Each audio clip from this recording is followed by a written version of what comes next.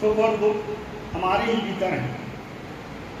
तो हमें इस तरीके से अपना आचरण करना चाहिए कि अगर कोई घटना ऐसी घटे तो हमें ना तो बहुत अधिक दुखी होना चाहिए, और अगर कोई बहुत प्रसन्नता, कोई बहुत ऐसी घटना घटित होती है तो हमें बहुत अधिक प्रसन्न भी नहीं होना चाहिए। हमें बीच का मार्ग अपनाना चाहिए।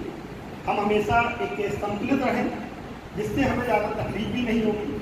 और इसके लिए उन्होंने कोई बात अगर उन्होंने कही तो उन्होंने वो पहले अपने आप पर लागू की, पहले उन्होंने खुद करने का प्रयास किया।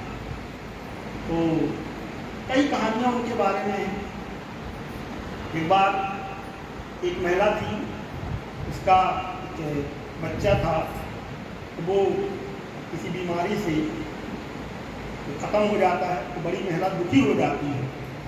किसी ने उससे कहा कि वहाँ पर एक बहुत महान संत हैं, महात्मा बुद्ध हैं, आप उनके पास जाइए, शायद वो आपके दुख का निवारण कर सके। तो दुखी महिला महात्मा बुद्ध के पास जाती है और कहती है कि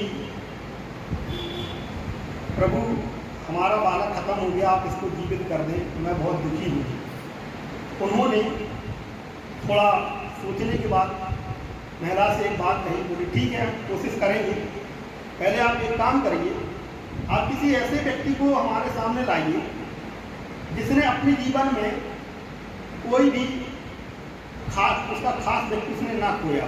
यानी ऐसा एक व्यक्ति भी हमारे पास लाइए जिसके परिवार से कोई मृत्यु ना हुई।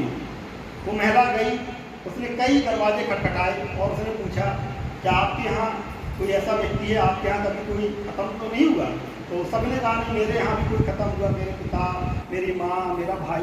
और वो अंततः दुखी होकर फिर आ जाती है कि गुरुजी मुझे ऐसा कोई व्यक्ति नहीं मिला। तो उन्होंने वही समझाया, बोले देखिए ये घटना नई घटना नहीं है, जिसका जन्म हुआ है उसको जाना है, और आपके बच्चे का जीवन काल इतना ही था, तो इसमें बहुत ज़्यादा दुखी होने की जरूरत नहीं है। तुम एक माँ हो इसलिए तुम्हें इतना लग रहा है, लेकिन ये सभी के साथ होता है।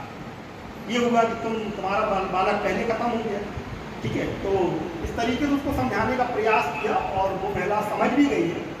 तो इस तरीके से लगभग उनके पास कोई भी व्यक्ति अपना दुख लेके जाता था तो वो अपने विवेक से, जो उनको एक ज्ञान प्राप्त हुआ था बोध गया में, बोध वृक्ष के नीचे, तो वो लगभग सभी की समस्याओं का समाधान कर देते थे। उन्होंने ये भी कहा जीवों पर दया करें। तो बहुत ही महान व्यक्ति थे, उन्होंने बहुत धर्म चलाया। तो आज उनका